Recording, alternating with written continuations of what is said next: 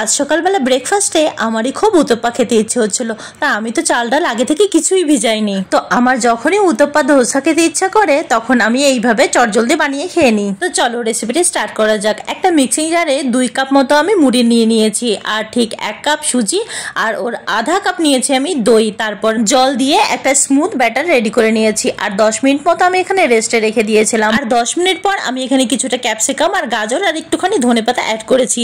পেঁয়াজটা আমি পরে অ্যাড করবো, যেহেতু আমার মেয়ে কাঁচা পেঁয়াজটা খেতে চায় না, তাই পেঁয়াজের কাঁচা লঙ্কাটা আমি পরে অ্যাড করবো, ওর জন্য কিছুটা তুলে রেখে। ব্যাটারটা মিক্স করার সময় যখন দেখা যাবে সাইড দিয়ে বাবল চলে আসছে, তখন বুঝতে হবে যে ব্যাটারটা রেডি হয়ে গেছে। পরে একটা প্যান গরম করে হালকা একটু তেল ব্রাশ করে নিয়েছি। পরে 2 চামচ মতো ধোসার ব্যাটার দিয়ে মিডিয়াম টু হাই ফ্লেমে রেখে বানিয়ে নিয়েছি। আর ধোসার সাথে খেয়েছিলাম বাদামের চাটনি, এটাও কিন্তু বেশ ভালো লাগে। এটার রেসিপি আমি কালকে দিয়ে দেবো। তো চলো আজকে টাটা, ভালো লাগলে সাবস্ক্রাইব করে সাথে থেকো। আবার কালকে দেখা হবে নতুন একটা দিনে নতুন একটা ভিডিওতে। টাটা।